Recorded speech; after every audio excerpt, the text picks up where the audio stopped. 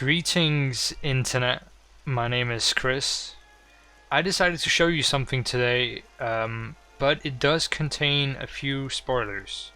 It is none of the major spoilers, but it will spoil part of the Minutemen questline, and it will possibly also spoil some of the possible companions. So if you're not interested in seeing that, yeah, I guess don't watch this. Alright, so after doing my previous video, I wanted to show you what I've been working on the most, and that is this base right here. I am actually just gonna forward time because currently there's this horrible nuclear weather. Swear to God, when I started recording, it wasn't like that. Okay, let's just fast forward time. Sitting in a chair here.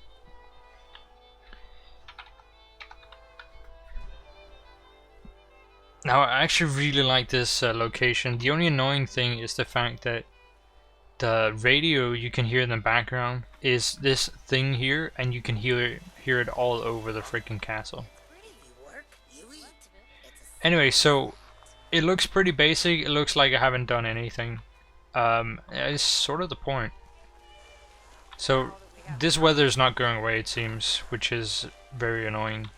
But you can see right here I've built, it's a little bit off, but it's really hard to place. But I built this walkway, I built like this ladder up here. But this entire part of the castle was completely broken before, and I placed like some shitty cover to sort of keep it safe. But currently the only way in and out is through the ramshackle gate we went through to begin with, and then through the door right here. Now, and if you saw my defenses, I do have quite a lot of defense on this. I have 4 turrets here, 1 laser one, 1 heavy, I think that's a heavy one, maybe I'm wrong. Over here we have a mortar, which is nice. I have that multiple bases. And then over at the other gate we also have a bunch of defenses. But right here you can see we're walking under like this really weird shape. I'm gonna tell you, like, I'm not very good at God, all these companions are talking a lot, but I'm not very good at designing stuff. So that's why it looks pretty shit. But I've done my best to customize it. We're just gonna walk with our heads down through this entire room, if I can find my way out, because I want to show you that in just after this here. So this here is the top room. For some reason my companions can't get up these stairs here. So they're always stuck down below, or they fall off the side. You can see here we have all the bobbleheads I've collected, all the different books I've collected. You can see they're all like placed really nicely on these racks here, these magazine racks. And then we have a bed, of course, place for my clothes. And then if we go down again to what I just avoided, we have all my power armor suits, and this is actually not all of them. I think I have 3 more, but one of them is in Diamond City and the 2 other is in are in Sanctuary. See, these 2 are in Hot Rod Red. This one is in the Minuteman paint, and then this one over here is in the military paint. We're gonna take a look at that one in a few moments, but first I wanted to show you a few things that I did not actually cover in my building video. So if I go under my crafting menu here, you can see the size is completely filled out, and I thought it had to do with the population, but you can see there's 17 people here, and it actually has to do with building. So you can see here, let's if I build a bed, no, let's not build a bed, let's build a chair. Now all of a sudden, crap, it's because it uses aluminum. Fuck.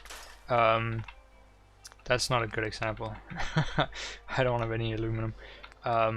If I use, well, these for example are the ones I use to build up the walls over there. If I make a few of these, you can see it says nothing more can be built. That's not good. That's like, I don't like that. It's not a nice feature, because you could see I could obviously build a lot more here, but it won't let me because I have this massive tower. There are a few ways you can go around the system with the size cap, and that is I'm just quickly gonna show you actually. So what I'm gonna do here, I'm gonna drop just like some kind of junk, just one of just like a single money pile of pre-war money or whatever. Okay, so we're gonna do the same thing I was just about to do. Place this. It says nothing more can be built. Then, oh god, now I can't find the money. Where did it go? There it is. Then you just scrap something and then you can build again. And then keep doing that. It's kind of dumb, to be honest, but you can do that if you so choose.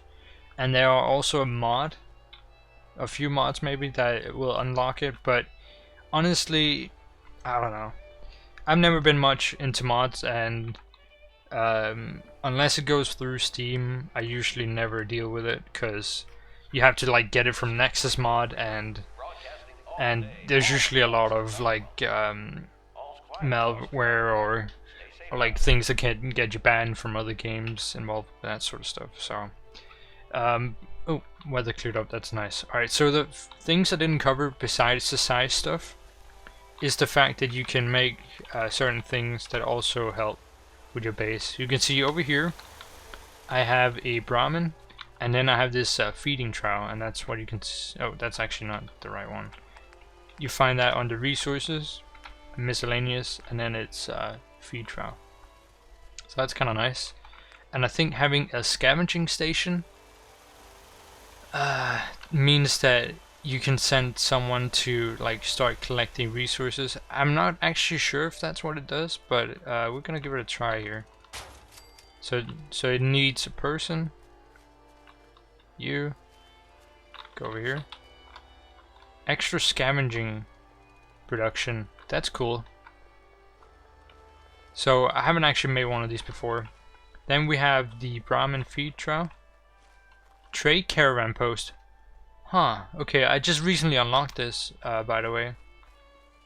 I'm just gonna... can I remove this even?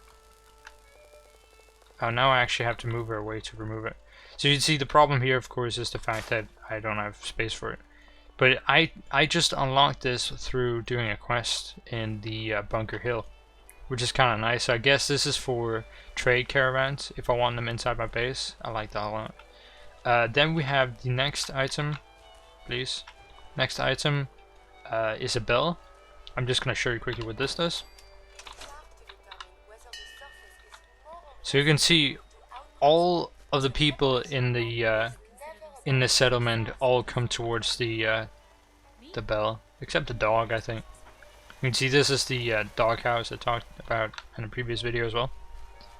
And you can see here we have dog meat with a skull bandana and some light dog armor.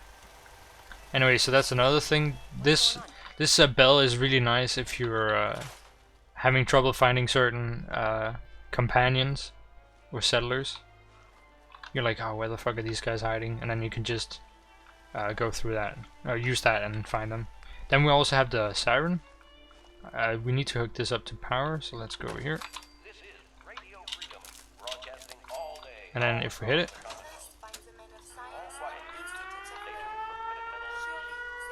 and they all draw their weapons. That's really funny.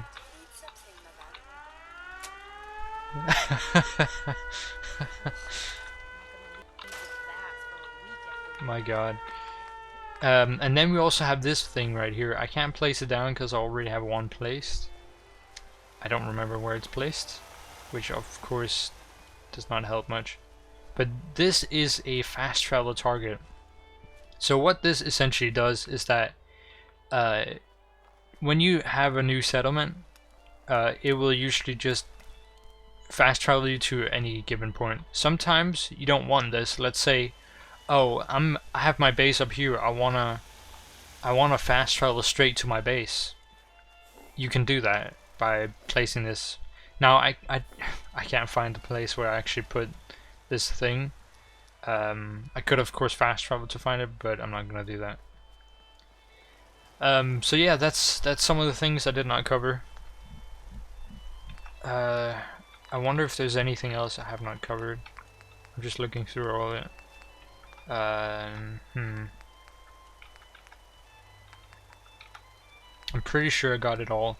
There's something here with the terminal, but I haven't actually figured out what to do with that. And there's light boxes. I think you can hook those up to a terminal and do some programming or something. Oh yeah, another thing I didn't mention. So if you see these lights here, you may have seen them in the room where I had all my bobbleheads and stuff. These lights here, those don't come with the game. Like, oh well, they don't come with the crafting initially. You have to find like a specific type of, what do you call it, magazine to get that, and it's called picket fences, I think. So we're just quickly gonna go upstairs to find it, and then after that I'm gonna show you some really cool I just unlocked yesterday. So picket fences should be right here. So right here, this thing here unlocked the what's it called? The lamps for me, the special ones. I don't use them much because they don't actually, like you can see, they don't actually light up very much. But they do look kind of neat, I guess. Oh no, it won't turn on again. Oh well. But yeah, so the last thing I want to show you here is this thing. So it has something special on the back, and this is a jetpack. So if we go under the torso of any power armor, you have the miscellaneous, or not miscellaneous, it's yeah, miscellaneous mod, yeah. And there's a bunch of stuff you can do. There's blood cleanser. I think there's also one called rat scrubber or something.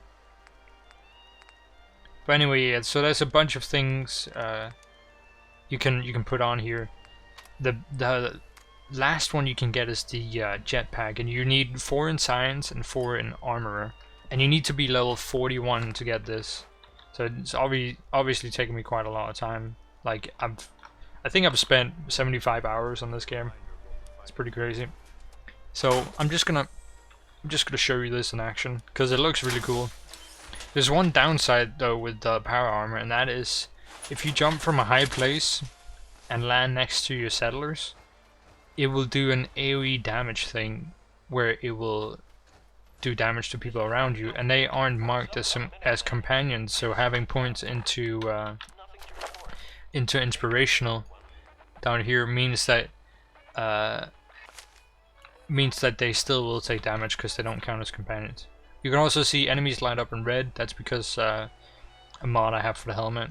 Also, something you may not know, if you have a helmet, you can well, for your power armor, you can hold tab or whichever button you use to activate your Pip-Boy, and then activate light on it. It's kind of cool. I didn't actually know that it lit up the eyes. That's really nice. Alright, so let me show you this jetpack in action. We're just going into third person just because third person is cool when you're running power armor. So the way this works is the bar, or not the bar, almost like the dial in the bottom right shows your AP, but your AP will be used for the jetpack, and basically you just operate it by jumping in the air, pressing space. See, there's the thing I talked about. Pressing space, or you can also hold it, and it's really nice. I like it a lot. See, I think we actually have enemies over here. since it lit up red like that. But yeah, so that's pretty much it. You can also see here my arms on my hand. I have a sick Gauss rifle.